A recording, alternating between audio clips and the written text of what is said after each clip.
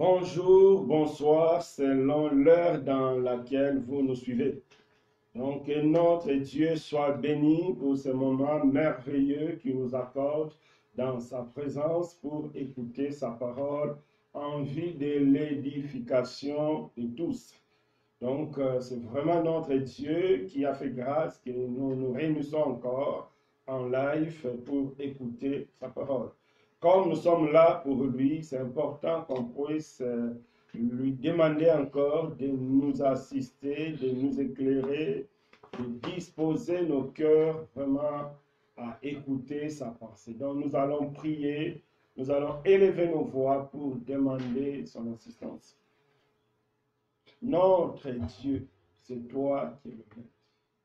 C'est toi qui as envoyé ton Fils unique pour venir nous sauver. C'est toi qui veux que tous les hommes soient sauvés et qui parviennent à la connaissance de la vérité. Nous avons besoin de toi. Nous avons besoin de ta présence. Nous avons besoin d'être guidés par toi, d'être conduits par toi. Nous voulons vraiment t'écouter, que tu puisses enlever la pensée humaine, que tu puisses enlever tout ce que l'homme a préparé, tout ce que l'homme pense dire. Mais que ton Esprit Saint puisse nous parler d'une manière personnalisée, ton Esprit Saint puisse nous édifier, nous communiquer ta pensée. Merci de nous assister en le nom puissant de Jésus-Christ. Amen. Amen. Donc, notre message d'aujourd'hui aura comme titre, comme on a déjà affiché, les 7 églises de l'Apocalypse. Donc, les 7 églises de l'Apocalypse, c'est une série de messages destinés à nous aider à se préparer à l'enlèvement. Donc, ce sont vraiment une série de messages qu'on trouve dans la Bible pour nous aider à se préparer à l'enlèvement. Je ne sais pas si vous avez compris ou bien remarqué comme moi que la volonté parfaite de Dieu et que tous les chrétiens soient enlevés et que tous les chrétiens deviennent vraiment des vierges sages. Parce que quand on voit la parabole des vierges, on voit que c'est les vierges sages qui étaient prêtes pour l'enlèvement. Donc la pensée de Dieu est que tout chrétien devienne vierge sage. Malheureusement, quand on voit autour de nous, quand on voit tout ce qui se passe, malheureusement, tous les chrétiens ne seront pas enlevés. Ce n'est pas que Dieu ne veut pas qu'ils soient enlevés, non. C'est eux-mêmes qui ne veulent pas se conformer à la parole de Dieu. C'est eux-mêmes qui ne veulent pas devenir la Vierge sage. C'est eux-mêmes qui refusent de quitter la compromission. C'est eux-mêmes qui refusent de se repentir. Donc c'est eux-mêmes qui refusent de porter la réserve d'huile. C'est pourquoi aujourd'hui Dieu va encore nous parler.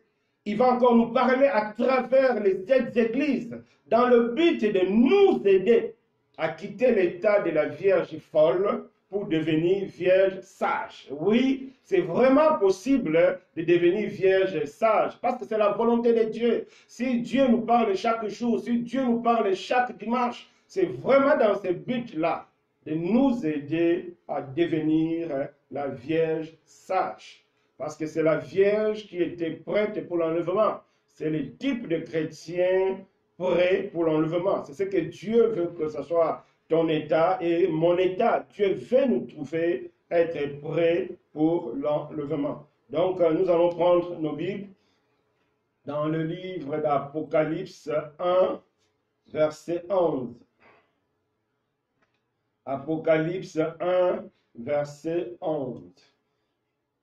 Apocalypse 1, verset 11.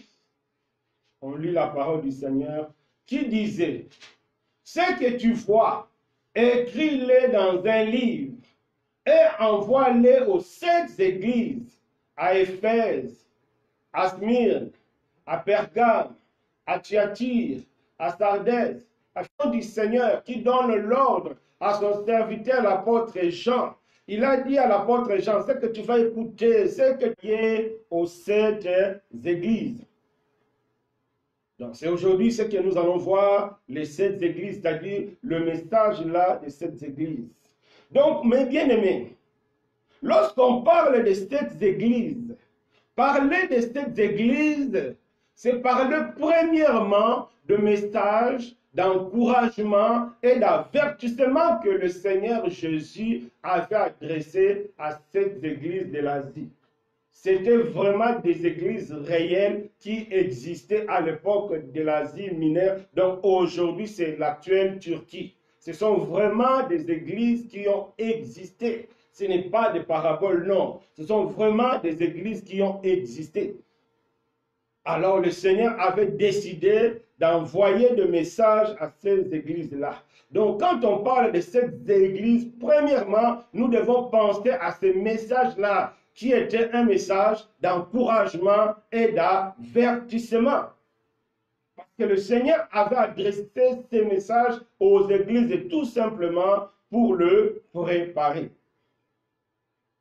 Deuxième chose, ce qu'on doit connaître dans l'histoire de cette église. Aujourd'hui, les 7 églises de l'Apocalypse représentent la vie de chacun de nous. Le message qui est adressé aux 7 églises, aujourd'hui, cela est devenu un message personnel que Dieu adresse à chacun de nous. Que le message que Dieu adresse à chaque chrétien d'aujourd'hui. Il ne faut pas que les gens disent que non, ça c'était les anciennes églises. Non, ce message est un message d'actualité. Donc ce message s'adresse aujourd'hui à chacun de nous. Et quand on retourne dans le livre d'Apocalypse 1, verset 1, on lit la parole du Seigneur. La révélation de Jésus-Christ que Dieu lui a donnée pour montrer à ses serviteurs les choses qui doivent arriver bientôt. Donc, si Dieu a adressé le message de Jésus-Christ aux 7 églises, c'était pour les avertir, c'était pour les encourager, c'était pour le montrer, les faire voir des choses qui allaient venir. Aujourd'hui, pour nous, l'église d'aujourd'hui, il y a seulement un seul événement qui nous préoccupe, c'est l'enlèvement de l'Église. Tout ce que nous faisons aujourd'hui, nous prions, nous gênons, tout ce que nous faisons aujourd'hui, c'est tout simplement dans le but de nous préparer à personnel parce que Dieu veut aussi nous préparer à l'enlèvement. C'est la pensée de Dieu, c'est la volonté de Dieu. C'est ça l'enlèvement. Si même aujourd'hui Dieu a permis encore cette pandémie du coronavirus, c'est toujours dans cette pensée-là. C'est toujours dans cette pensée, des fois, de nous secouer, de nous avertir, de nous préparer et de nous dire, faites attention. Bientôt, mon fils sera là, il est déjà en route. C'est pourquoi Dieu a permis aussi cet événement du coronavirus. Parce que le coronavirus, c'est aussi un moyen de sélection. Parce qu'à travers le coronavirus, Dieu aussi veut voir quels sont vraiment les chrétiens qui l'aiment d'un cœur sincère. Parce qu'aujourd'hui, il n'y a plus d'ensemble, il n'y a plus de réunions d'ensemble, donc chacun est libre chez lui. Maintenant, Dieu veut voir des gens vraiment qui vont prendre le temps d'eux-mêmes de prier, de méditer, de suivre les cultes en direct, parce qu'aujourd'hui, il n'y a personne qui est derrière l'autre. Alors, les gens qui passent leur temps à dormir pendant le temps de confinement, en réalité, ce sont vraiment des personnes qui n'ont pas envie d'être enlevées. En tout cas, Dieu nous encourage de prendre vraiment le temps de réfléchir. Sa volonté est de nous aider vraiment à être enlevés. C'est pourquoi Dieu avait adressé le message aux 7 églises pour leur dire des choses à venir. Troisième chose que nous devons connaître dans cette histoire de cette église, ce message adressé aux 7 églises montre vraiment l'attachement du Seigneur Jésus à son église. Jésus nous aime. Il a donné sa vie pour nous. Il veut que nous soyons avec lui éternellement. C'est pourquoi il a dépêché son serviteur Jean. Il a d'abord dépêché un ange à Jean et puis des gens, Dieu nous adresse ce message tout simplement pour qu'il nous montre qu'il nous aime, qu'il est vraiment attaché à nous. Preuve, il a donné son Fils unique mourir à la croix pour toi. Ne prenons pas à la légère les avertissements de Dieu. Ne prenons pas à la légère les encouragements de Dieu. Parce que Dieu veut vraiment que nous soyons sauvés. Dieu veut vraiment que nous soyons enlevés. C'est pourquoi le Seigneur Jésus a adressé ce message à Jean. Dans Apocalypse 1, verset 18, il a dit, « Je suis vivant au siècle des siècles. Je tiens les clés de la mort et des séjours des morts. » C'est-à-dire, Jésus nous dit qu'il est victorieux. Il a vaincu la mort, il a vaincu Satan, il a vaincu toutes les dominations. Il peut nous donner aussi cette victoire. C'est pourquoi aujourd'hui, il nous adresse un message pour nous préparer à l'enlèvement. Donc c'est vraiment important, mes bien-aimés, que nous puissions prendre vraiment tous ces messages au sérieux parce que Dieu veut vraiment nous sauver. Donc ces messages ne se limitent pas seulement aux premières églises. Non, ces messages aussi nous concernent. Donc, comme c'est les 7 églises, aujourd'hui, nous allons voir la première église qui est l'église d'Éphèse. Donc, nous allons prendre nos Bibles dans notre première séance aujourd'hui parce que c'est une série d'enseignements. Nous allons voir l'église d'Éphèse. Donc, prenons nos Bibles. C'est même la méditation matinale que je vous ai envoyée. C'était déjà pour vous préparer. Donc, nous allons prendre nos Bibles. Apocalypse 2, de 1 à 7. Apocalypse 2, de 1 à 7. Si je peux avoir un choix. Apocalypse 2, de 1 à 7. Lisons la parole de Dieu. Écrit à l'ange de l'église d'Éphèse. Voici ce que dit celui qui tient les 7 étoiles dans sa main droite. Celui qui marche au milieu des 7 chandeliers d'or. Je connais tes œuvres, ton travail et ta persévérance. Je sais que tu ne peux supporter le méchant et que tu as éprouvé ceux qui se disent apôtres, eux qui ne le sont pas. Eux que tu les as trouvés menteurs. Que tu as de la persévérance. Que tu as souffert à cause de mon nom et que tu ne t'es point lassé. Mais ce que j'ai contre toi, c'est que tu as abandonné ton premier amour. Souviens-toi donc d'où tu es. Sinon, je viendrai à toi et je t'ôterai ton de sa place, à moins que tu te répandes. Tu as pourtant ceci, c'est que tu hais les œuvres des Nicolaïtes, œuvres que j'ai eux aussi. Que celui qui a des oreilles entende ce que l'Esprit dit aux églises. À celui qui vaincra, je donnerai à manger de l'arbre de vie qui est dans le paradis de Dieu. Amen.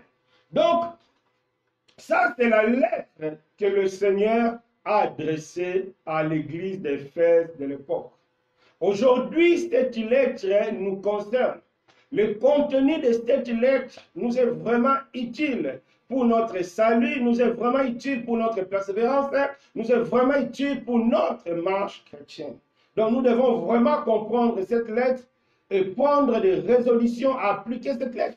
Parce que le Seigneur a dit que celui qui a les oreilles attend. Donc cette lettre est vraiment adressée à chacun de nous. Nous devons le mettre en pratique. Le lire, le comprendre et le mettre en pratique. Donc aujourd'hui, nous allons parler de l'église d'Éphèse. Commençons d'abord de l'historique.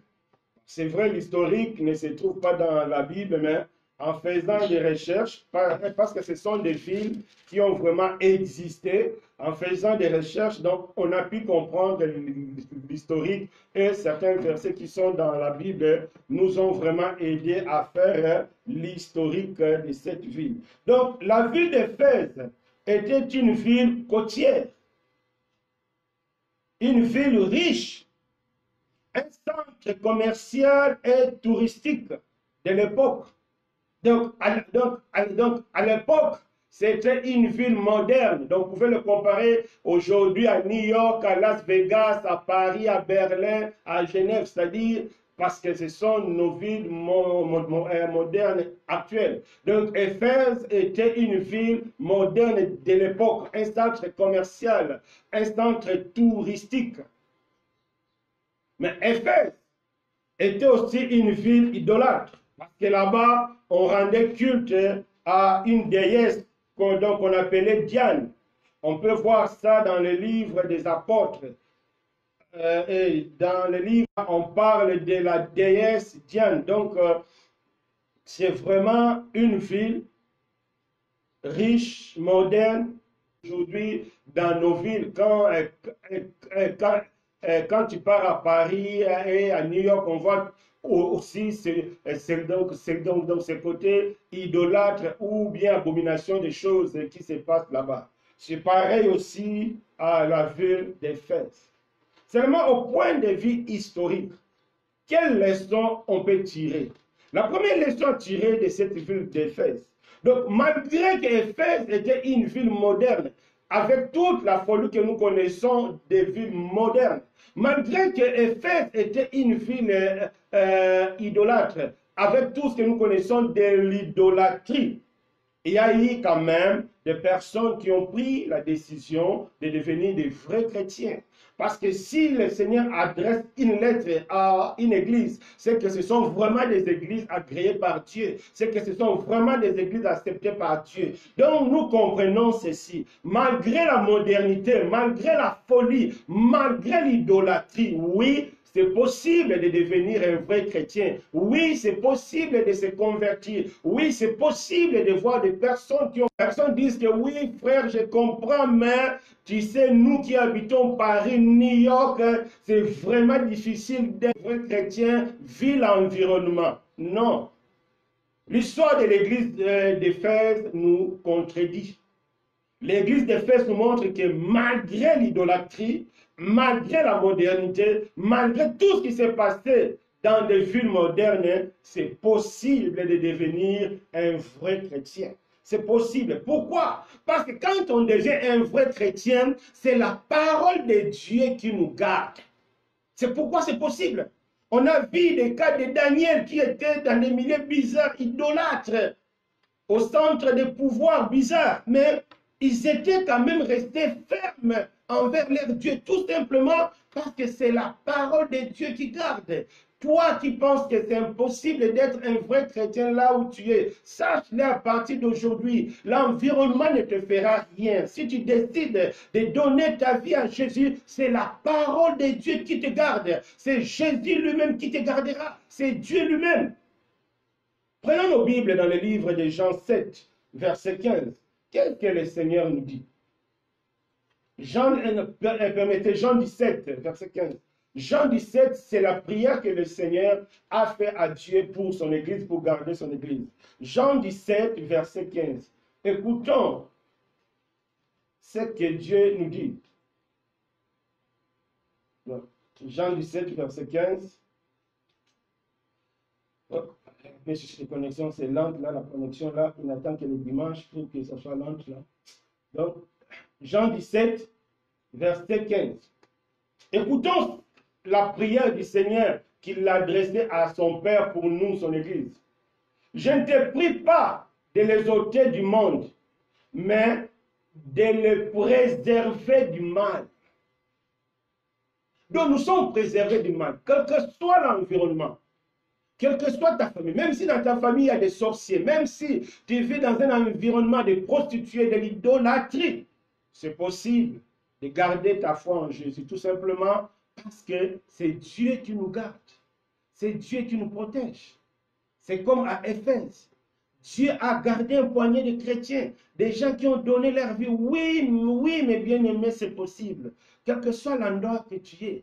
Ne pense pas que l'endroit est plus fort que la puissance de Dieu. Non, rien n'est plus fort que la puissance de Dieu. Si nous sommes entre les mains de Dieu, personne ne peut nous toucher. Même si nous sommes entourés de gens bizarres, oui, c'est possible de garder la foi en Christ parce que notre foi est gardée par la parole de Dieu. Notre foi, c'est Dieu lui-même nous garde.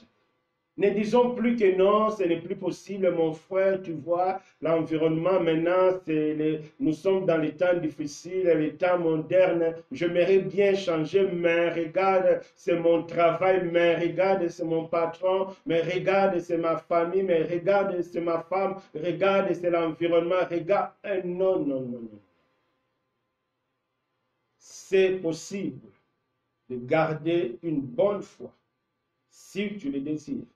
Parce que nous sommes gardés par la parole de Dieu.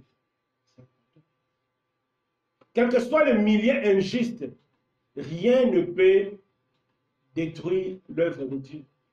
On a vu en Égypte, la Bible nous dit, malgré l'oppression, quand Pharaon augmentait l'oppression, le nombre des enfants d'Israël ne faisait qu'augmenter. Quand on voit les actes des apôtres, c'est même l'oppression, c'est la persécution qui a permis encore que l'évangile soit annoncé ailleurs, c'est-à-dire rien. Aujourd'hui, quand tu vois sur Internet, même en Arabie Saoudite, même en Iran, il y a des assemblées, rien ne peut arrêter la puissance de Dieu, mon bien-aimé.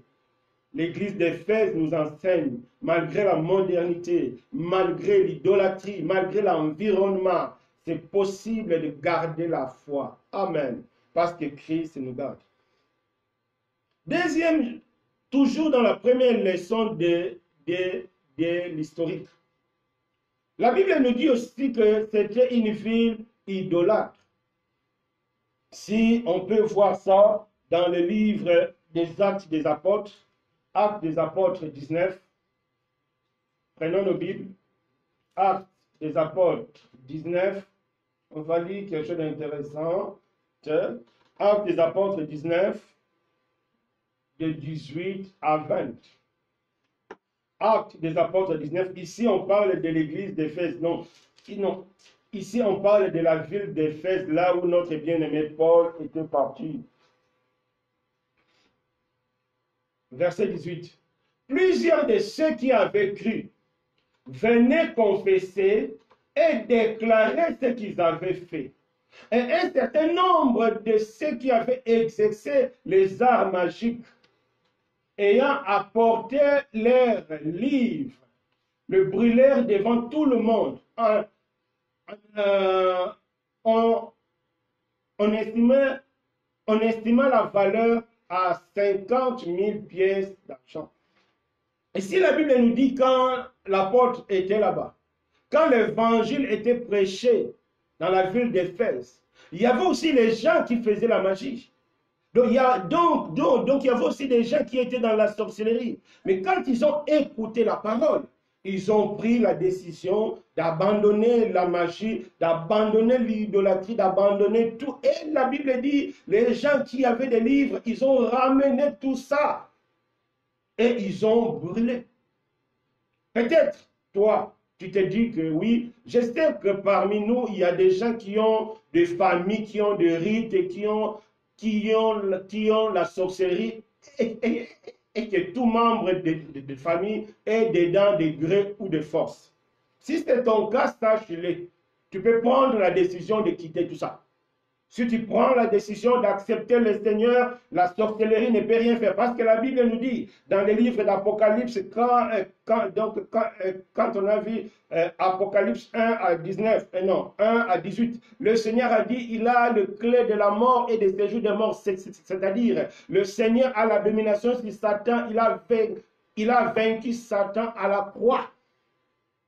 Ne pense pas que c'est le marabout qui te protège. Ne pense pas que c'est les amulettes que toi tu as, le bracelet, les câbles, tout ce que tu as, le feuille que tu as sous ton lit. Ne pense pas que ce sont ces choses-là qui vont te protéger. Non, en réalité, ce sont ces choses-là qui vont vraiment te livrer à Satan. Si tu meurs avec ça, tu iras en enfer. Mais ce n'est pas la volonté de Dieu que tu sois en enfer. Dieu te fait grâce, comme il avait fait grâce à cette église d'Éphèse. Il a envoyé son serviteur Paul afin de te délivrer. Aujourd'hui, toi aussi, si tu as le cœur disposé, tu peux prendre la décision d'abandonner prendre la décision de tout abandonner et d'accepter Jésus. Tu seras protégé. La Bible dit, notre vie est cachée en Christ en Dieu. Si tu prends la décision d'accepter le Seigneur, mon bien-aimé, mon frère, ma soeur, ta vie sera protégée.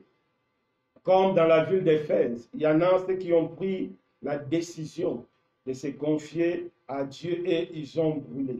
Donc Dieu t'encourage aujourd'hui de prendre la décision, malgré l'environnement, malgré la sorcellerie, malgré que tu as fréquenté des féticheurs, des marabouts, tu peux prendre la décision de venir en Christ. Christ est mort pour toi. Christ a payé pour toi. Il a dominé toutes les dominations. Rien ne pourra t'arriver. Si tu prends la décision de te confier en Christ, tu seras réellement maintenant protégé. Avec ce que tu as là, avec le bracelet, les amulettes, tout ce que tu as là, en réalité, tu n'es pas protégé. Parce qu'il n'y a que deux puissances, le diable et Dieu. Or, toi, tu peux prendre le bracelet pour se protéger contre le diable. Est-ce que le diable peut te protéger contre lui-même? C'est faux, ce n'est qu'une illusion. C'est pourquoi la Bible dit, un royaume qui s'élève contre un autre royaume, c'est dévasté. Donc, si le diable te protège contre lui-même, c'est que son royaume est dévasté. La seule moyen de te protéger, c'est de prendre la décision de venir en Christ et Dieu va te protéger et là tu seras vraiment protégé. La nuit, quiconque viendra pour t'attaquer, quiconque viendra pour toucher ta vie, il aura affaire avec Jésus. Et la Bible dit, on ne peut pas piller une maison si on n'a pas lié l'homme fort de la maison. Si tu prends la décision d'accepter Jésus, c'est Jésus qui sera l'homme fort de la maison. Qui a la puissance de lier Jésus? Personne. Donc, mes bien-aimés, prenons la décision de donner notre vie en Christ et nous serons réellement protégés.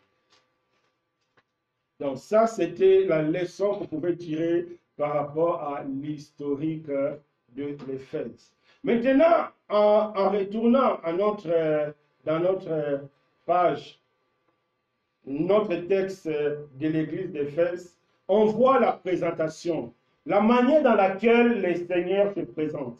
La Bible dit, voici, écrit à l'ange de l'église d'Éphèse, voici ce que dit celui qui tient les 7 étoiles dans sa main.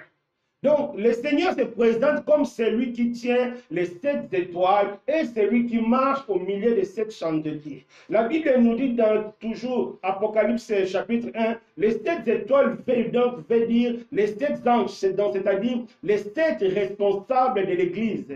Et les 7 chandeliers veut dire l'Église, donc le peuple. Donc, celui qui tient les 7 étoiles et celui qui marche au milieu des chandeliers. Mais nous comprenons tout simplement que l'Église appartient à Jésus. C'est Jésus qui établit les responsables. C'est Jésus qui guide les responsables. C'est Jésus qui est le chef des responsables spirituels.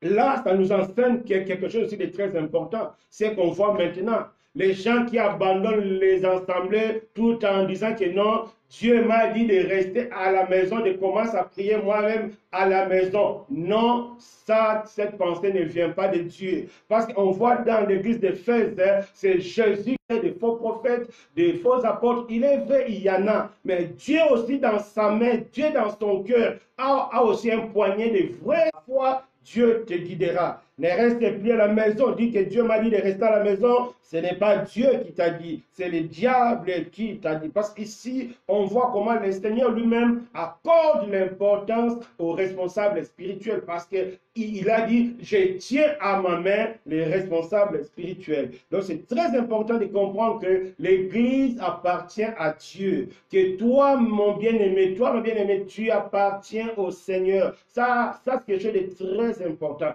Tu appartiens à Jésus. J'appartiens à Jésus. C'est important. Parce que tu appartiens à Jésus, ta vie ne t'appartient plus. Comme l'apôtre Paul nous explique dans le mariage, c'est-à-dire dans le mariage, le corps de la femme appartient à l'homme, le corps de l'homme appartient à la femme. Notre union avec Jésus est comparable au mariage. C'est pourquoi Paul a dit, j'ai dit ce mystère par rapport à l'Église et à Christ. Donc c'est pareil. Il faut à partir d'aujourd'hui savoir que tu appartiens à Jésus. Ta vie appartient à Jésus. C'est ça même la base de la sanctification. Parce que ma vie ne m'appartient plus. Parce que mes biens ne m'appartiennent plus. Parce que tout ce que j'ai ne m'appartient plus, appartient à Jésus. Donc je dois prendre soin de le gérer dans la crainte de Dieu. C'est important. À partir d'aujourd'hui, dis-toi que tu appartiens à Jésus. Tu n'appartiens plus à toi-même. Tu appartiens à Jésus. C'est important. Comme Paul a dit, ce n'est plus moi qui vis, mais c'est Jésus qui vit à moi. Tu appartiens à Christ. Donc ne fais plus la folie avec ta vie. Ton corps est devenu le temple du Saint-Esprit, l'habitation de Dieu. Parce que Dieu n'habite pas dans une maison faite par des hommes. Dieu habite à nous par le Saint-Esprit. Tu appartiens à Dieu. C'est vraiment la chose, il faudra que tu puisses comprendre pourquoi le Seigneur a fait cette présentation, pour nous montrer que nous sommes à lui, nous lui appartenons. Ma soeur, mon frère, tu appartiens à Dieu. Ne gère plus ta vie, ne gère plus tes biens, ne gère plus ce que tu possèdes en fonction de tes pensées. Non, il faut le gérer en fonction du Christ parce que tout appartient à Christ. Amen. C'est très important. Troisième leçon à comprendre dans l'église d'Éphèse, c'était les encouragements. Toujours dans ce passage de base, Apocalypse 1, de 2 à 3. Qu'est-ce que la Bible nous dit? Je connais tes œuvres, ton travail, ta persévérance. Je sais que tu ne peux supporter le méchant, que tu as éprouvé ceux qui se disent apôtres et qui ne le sont pas, et que tu les as trouvés menteurs. Tu as de la persévérance, que tu as souffert à cause de mon nom, que tu te points lassé. Quand on prend verset 6, tu as pourtant ceci, que ce que tu es les œuvres des Nicolaïtes, œuvres que je ai aussi. Donc, ici, Dieu encourage, Jésus encourage l'Église. Pourquoi il encourage l'Église? Parce qu'il connaît l'Église, il connaît le cœur de chacun de nous. Il a trouvé dans cette Église-là de bonnes œuvres. Cette Église-là faisait un travail remarquable. C'est dans cette église-là, avec de la persévérance, malgré que l'église était dans un milieu d'idolâtrie, malgré que l'église était dans un milieu moderne, mais les chrétiens d'Éphèse persévéraient, ils étaient vraiment persévérants. Malgré la persécution, ils tenaient toujours ferme. Toi qui habites Las Vegas, là où tout est permis, là où tu habites dans ta maison, là où tout est permis, sache-le que tu peux être différent. Tu peux te distinguer comme l'église d'Éphèse s'est distinguée. C'est important. Le Seigneur a dit, je connais tes œuvres. Donc c'est très important pour nous de savoir que rien ne peut être caché devant Dieu. Dieu connaît toutes choses. Ce n'est pas la peine d'aller se cacher. Malheureusement, aujourd'hui, on voit des personnes qui se disent chrétiens, qui changent de maison pour aller faire la folie, qui changent de ville pour aller faire la folie, qui changent de pays pour aller faire la folie pour se cacher. Aujourd'hui, le Seigneur nous dit, il ne connaît, il ne voit, Dieu voit tout. La Bible dit, il y a un trou sur le mur, c'est-à-dire, il y a un trou dans notre cœur, Dieu voit tout. C'est vraiment important et bien aimé. Nous devons marcher avec crainte parce que Dieu voit tout. Dieu connaît tout. C'est ce que le Seigneur a dit à cette église d'Éphèse. Je connais tes œuvres. C'est-à-dire, Dieu sonde le cœur. Dieu sonde tout ce que nous faisons. Si c'est bon, il va apprécier comme il a sondé le cœur de l'église d'Éphèse, les chrétiens d'Éphèse, il a vraiment vu que non, leur travail était bon, leur persévérance était bon, qui ne supporte pas le méchant. Donc, l'église d'Éphèse appliquait exactement le psaume 1, verset 1. Lisons le psaume 1, verset 1. On va prendre nos Bibles. Le psaume 1, verset 1. Donc l'église d'Éphèse appliquait ça vraiment parce qu'il ne supportait pas le méchant, il ne supportait pas les faux apôtres. Psaume 1, verset 1. Ma connexion est lente. Hein? Donc, psaume 1, verset 1. Ouais, c'est coupé.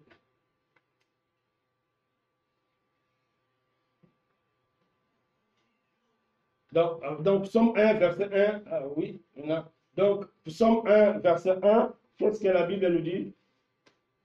Heureux l'homme qui ne marche pas selon les conseils des méchants, qui ne s'arrête pas sur la voie de pécheurs, qui ne s'assied pas en compagnie de moqueurs. Oui, c'est pourquoi les chrétiens d'Éphèse ne supportaient pas le méchant, ne supportaient pas, c'est-à-dire les chrétiens d'Éphèse étaient heureux parce qu'ils ne marchaient pas selon les conseils des méchants. Un méchant, c'est celui qui n'est pas conduit par Dieu. Un méchant, c'est celui qui n'est pas inspiré par Dieu. C'est ce que la Bible appelle le méchant, c'est-à-dire un païen. Nous ne devons plus marcher selon les conseils des méchants. Aujourd'hui, on voit des personnes qui se disent chrétiens, qui apprécient la musique du monde, qui disent que non, on peut trouver les bons conseils dans la musique du monde. Non, la musique du monde, c'est une musique de méchants. Pourquoi? Parce que c'est une musique qui n'est pas inspirée par Dieu. Parce que c'est une musique qui n'est pas dictée par Dieu. C'est pourquoi le conseil, quel que soit le conseil que la musique du monde peut te donner,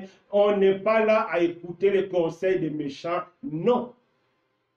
Malheureusement, on voit aujourd'hui nos louanges, c'est comme les louanges des méchants, nos danses, c'est comme les danses des méchants, c'est-à-dire les danses des païens, des danses non inspirées. Des fois, on a même honte de voir certaines louanges parce que les gens suivent le méchant. Soyons comme l'église d'Éphèse, eux ne suivaient pas les conseils des méchants, mes bien-aimés. Ils ne supportaient pas le méchant. Ils ne supportaient pas le menteur. C'est ça l'église d'Éphèse. C'est ce que Dieu attend de nous. Nous devons tester, nous devons couper notre habillement. Nous devons nous habiller pour la gloire de Dieu, pas s'habiller comme des méchants. Ça dit le méchant, c'est les gens du monde. Non, non, non, non, non. Dans notre mariage, nous allons nous comporter comme nos modèles bibliques. La Bible dit que Sarah appelait son mari Abraham Seigneur. C'est vraiment signe d'obéissance. Malheureusement, aujourd'hui, dans certains couples chrétiens, on voit des combats, des bagarres sur des bagarres. Le couple est devenu comme un combat de boxe. On voit des sœurs impolies face à leur mari. Non. Sarah n'était pas comme ça. Sarah a appelé Abraham mon Seigneur. L'obéissance. Marie, aimez vos femmes. Frère, aime ta femme comme Christ a aimé son Église. Ne suivons plus le méchant. Ne vivons plus notre mariage comme le méchant. La Bible dit, heureux celui qui ne marche pas selon les conseils des méchants. Mais pourquoi nous voulons suivre le méchant? La chose que l'église d'Éphèse n'a pas fait, parce que la Bible dit, il ne supportait pas le méchant, il ne supporte pas le menteur. Que Dieu nous fasse grâce de ne plus suivre le méchant, que Dieu nous fasse grâce. C'est pourquoi aujourd'hui, on voit des scandales sexuels dans des églises, des sextapes, des photos bizarres, parce qu'on a l'habitude de suivre que les séries des méchants, les conseils des méchants. C'est pourquoi on commence à reproduire les choses des méchants. Que Dieu nous fasse grâce. Prenons la décision de ne plus suivre. Pourquoi on va suivre le méchant? Pourquoi? Heureux celui qui ne marche pas selon les conseils des méchants. C'est pourquoi Dieu a apprécié l'église d'Éphèse. Parce qu'il a trouvé dans cette église qui elle ne supportait pas le méchant. Est-ce que Dieu peut aussi t'apprécier aujourd'hui? Est-ce que Dieu peut t'apprécier comme il a apprécié, comme il a apprécié Job? Que Dieu nous fasse grâce. Donc, c'est vraiment important, non, bien-aimés. Donc, de ne plus faire des choses comme de méchants. C'est très, très important. Des fois, je vois des personnes qui filment. De loin, la personne filme. Dès qu'il te voit, la personne jette la cigarette. Non, mes bien-aimés, c'est devant Dieu que nous avons affaire. C'est devant Dieu que nous avons affaire. C'est très important, mes bien-aimés, que Dieu nous fasse grâce. Le Seigneur Jésus veut t'apprécier. Le Seigneur Jésus veut être fier de toi comme Dieu a été pour Job. Prends la décision de ne plus marcher comme le méchant. C'est pourquoi le Seigneur a encouragé l'église d'Éphèse parce qu'il ne marchait plus comme le méchant. C'est bon. C'était aussi une église qui avait le discernement, parce que les chrétiens d'Éphèse ont su discerner le faux prophète, les faux apôtres, la mauvaise doctrine des Nicolaïtes. Ils ont su discerner et rejeter cela. Souvent, c'est ce qui nous manque aujourd'hui. On voit l'idolâtrie qui entre dans nos assemblées tout simplement parce que nous ne cherchons pas le discernement. À partir d'aujourd'hui, faisons comme l'église d'Éphèse. Cherchons le discernement pour adorer les vrais dieux et de ne pas tomber sous les coups de l'idolâtrie. Et avant-dernier point, l'avertissement. Bien que le Seigneur a encouragé l'église d'Éphèse, qui ne marchait pas selon les conseils des méchants, bien que le Seigneur a encouragé l'église d'Éphèse, qui avait le discernement, qui ont su écarter, se séparer de la fausse doctrine, mais il y a une reproche que le Seigneur a fait à cette église d'Éphèse. On peut le lire à partir du verset 4. Apocalypse 2, verset 4. Mais ce que j'ai contre toi, c'est que tu as abandonné ton premier amour. Souviens-toi donc d'où tu es tombé. Répands-toi, pratique tes premières œuvres, sinon je viendrai à toi et je ôterai ton chandelier à sa place, à moins que tu te répands. Cela peut apparaître paradoxal. Une église appréciée par Dieu, mais il y a comme des reproches. Oui, malheureusement, c'est ce qui se passe aussi dans notre vie. Visiblement, on aime Dieu, perdu le premier amour. On aime Dieu, mais pas comme avant. On sert Dieu, mais pas comme avant. On craint Dieu, mais pas comme avant. On se donne à Dieu, mais pas comme avant. Il y a des personnes qui étaient chantres dans leur pays. Mais arrivés ici, ils se cachent à la maison. Mais c'est bizarre, toi qui servais Dieu au pays. C'est bizarre, toi tu étais chantre au pays, tu étais prédicateur, tu étais un frère excellent. Mais pourquoi tu as changé de pays? Tu n'as plus le même zèle. C'est que tu as perdu ton premier amour.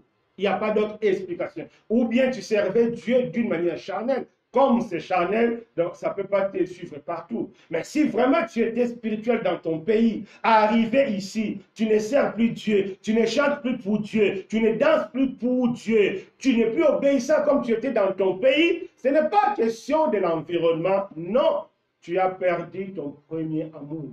C'est pourquoi Dieu te reproche. La même chose qu'il a fait à l'église d'Éphèse. Dis attention, malgré que je t'apprécie, tu as perdu ton premier amour. Tu ne me sers plus comme avant. Tu ne me crains plus comme avant. Aujourd'hui, il y a la crainte sélective. On choisit ça, je ne fais pas ça, ça, je ne fais pas. Mais ça, je peux quand même faire. Dieu va me comprendre. Non, il n'y a pas la crainte sélective. Dieu n'accepte pas la crainte sélective. On doit craindre Dieu partout et en tout lieu et en tout moment. Amen. C'est ce que Dieu nous demande. C'est ce que Dieu reproche à l'église d'Éphèse. Ce même reproche que Dieu fait aujourd'hui à nous. On a abandonné notre premier amour. Le premier amour, c'est quoi? Le premier amour, c'est une vie sans partage. Quand on accepte Jésus pour la première fois, on est zélé, on fait tout pour Jésus, on ne partage rien, tout était à Jésus. Mais après des années, on commence à céder, à céder. Non, Dieu nous dit de nous repentir. Souviens-toi, mon frère, comment tu servais Dieu. Souviens-toi, ma sœur, comment tu chantais pour Dieu, comment tu étais zélé à l'œuvre du Seigneur. Mais pourquoi ici tu n'es plus zélé? Pourquoi ici tu n'es plus visible? Dieu t'appelle à la repentance, comme il a appelé l'église d'Éphèse. Il a dit, si tu te repens, toi, tu feras face à mon jugement. C'est ce qu'il a dit. Je viendrai à toi et j'ôterai ton chandelier à sa place. C'est-à-dire, tu feras face à mon jugement. Alors Dieu ne veut pas te juger. Il t'appelle à la repentance. Le premier amour, c'est l'amour qu'on a au début de la conversion. Le premier amour, c'est ça, le préalable de toute conversion. Malheureusement, aujourd'hui, on voit des personnes qui se convertissent avec la compromission. C'est-à-dire, la personne qui était dans le péché, il a écouté la parole de Dieu, il a compris la parole de Dieu, il a pris la décision de marcher avec Dieu. Mais malheureusement, il prend la décision de marcher avec Dieu sans prendre la décision de laisser, de se repentir ce qu'il faisait avant. Il vient dans le Seigneur avec sa copine dans la fornication. Il vient dans le Seigneur avec le vol, le mensonge, la tricherie, la fraude et tout ça. Donc on commence une vie chrétienne dans la compromission. Non, là tu n'es pas sauvé. Non, non, non, tu n'es pas sauvé. Regardons le modèle des sachets de la conversion. Quand il s'est converti, il était bourré. Il y avait maintenant un amour sans partage de Christ. Il était prêt à diviser la moitié de sa richesse. Il était prêt à payer 4 fois. Donc, c'est-à-dire à perdre. Parce que lui, il a volé 100 dirhams. Donc, il était prêt à payer 400 dirhams. Donc, il était prêt à perdre. C'est ça le premier amour. Nous devons être prêts à perdre. En réalité, dans le Seigneur, on ne perd pas, on gagne. Parce que Jésus est victorieux. Mon frère, ma soeur, reviens à ton premier amour. Dieu t'appelle de retourner à ton premier amour, sinon tu feras face à son jugement. Toi qui servais Dieu dans ton pays, toi qui étais zélé pour l'œuvre du Seigneur, toi qui marchais dans la sanctification, toi qui ne regardais pas le mauvais film, toi qui n'avais pas de mauvaises photos, toi qui n'avais pas l'habitude de mentir, de tricher et de voler. Mais ici, tu dis que c'est l'environnement. Non, ce n'est pas l'environnement. Tu as seulement perdu ton premier amour. Dieu t'appelle à la repentance. Reviens à ton premier amour. Sinon, tu feras face à son jugement. Mais Dieu ne veut pas te juger. S'il te parle aujourd'hui, c'est pour te dire qu'en Christ, tu as tout. Pourquoi Dieu a tout donné? Tout ce que toi et moi, nous avons besoin pour être corrects, irrépréhensibles, sans tache ni ride. En Jésus-Christ, on a tout. Et le Seigneur nous dit, sans lui, nous ne pouvons rien. Dieu ne nous demande pas de faire des choses par notre force, non. Dieu nous demande seulement de s'accrocher à Jésus, d'avoir une vie sans partage, de dire à Jésus, voici ma vie, dirige ma vie. C'est ce que Dieu nous appelle. C'est ce que Jésus a répété à cette église d'Éphèse. Malgré tout ce que je vous ai dit de bon, mais il y a quelque chose que je vous reproche. Vous avez oublié, vous avez perdu votre premier amour. C'est ce que Dieu nous dit aujourd'hui. C'est ce que Dieu nous met en garde. Et comment faire pour que le Seigneur revienne à la première place? Nous devons haïr le mal, nous devons confesser. Allez lire les psaumes de David. Vous allez vraiment comprendre pourquoi Dieu aimait beaucoup David. Parce que David était clair. Moi, je hais les mensonges. Moi, je hais la fraude. Il était clair. Il aimait que le bien et haïr le mal. Toi aussi, prends la décision d'aimer le bien et d'haïr le mal. Le mardi, Dieu nous a parlé. La vie donne la vie, la mort donne la mort. La vie, c'est le bien. La mort, c'est le mal, c'est le péché. Si tu es dedans, ça va appeler la mort. Que Dieu nous fasse grâce, que Dieu nous bénisse. Et dernier point, c'était la récompense. Le Seigneur a dit, à partir du verset 7, que c'est lui qui a des oreilles attendre ce que l'Esprit dit aux églises. C'est lui qui vaincra. Je donnerai à manger de l'arbre de vie qui est dans le paradis de Dieu. Donc, la Bible nous dit dans le livre des Corinthiens, je crois dans le livre, je crois dans Éphésiens, je crois dans Philippiens 3, on va les lire vite, vite, je ne vais pas tromper. Philippiens 3, verset 3. C'est très important, c'est pas ça. Philippiens 3, verset 3.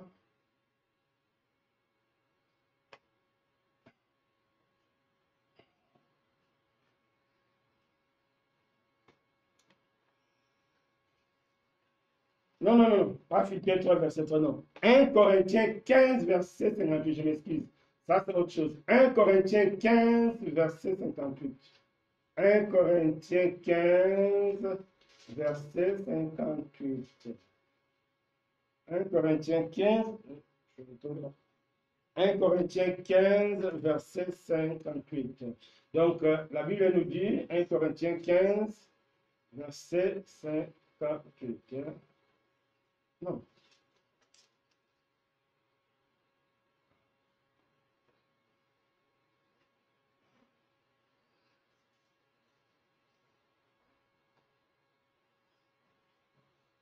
Just,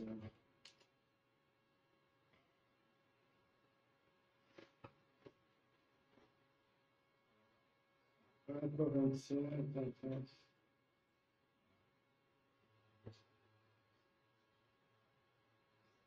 Oui, 1 Corinthiens 15, verset 58.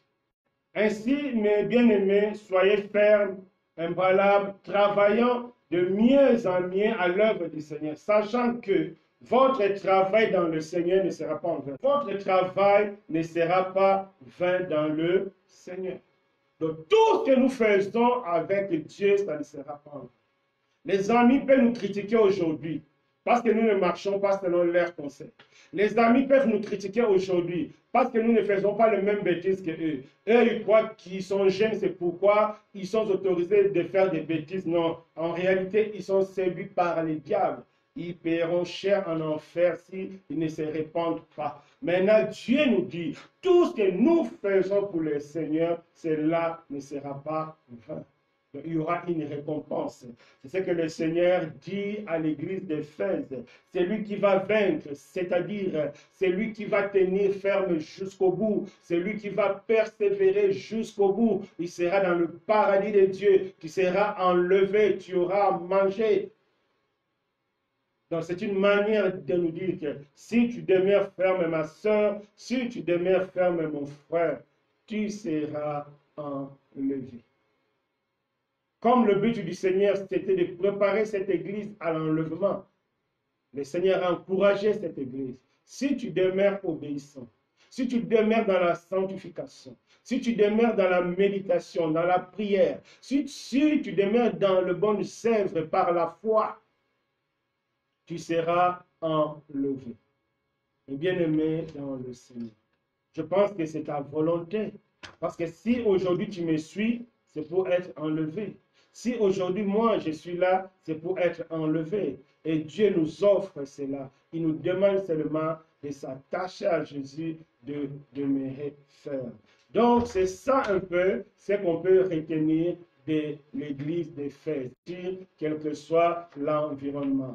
Oui, par la présentation, la Bible nous montre que l'Église appartient au Seigneur. Mais là, tu appartiens au Seigneur, ne crains rien, c'est Dieu qui te protège. L'Église d'Éphèse, Dieu nous montre qu'il encourage ses fidèles, qu'il encourage ses serviteurs à demeurer fermes. L'Église d'Éphèse, c'est aussi l'avertissement. Dieu nous avertit de retourner à notre premier amour. Sinon, répétons-nous, sinon Dieu va nous juger. L'église d'Éphèse, c'est aussi la récompense. Dieu nous dit, si nous demeurons fermes jusqu'à la fin, la récompense sera grande. Nous serons avec lui dès l'éternité à l'éternité. Que Dieu nous bénisse. Que Dieu nous fasse grâce.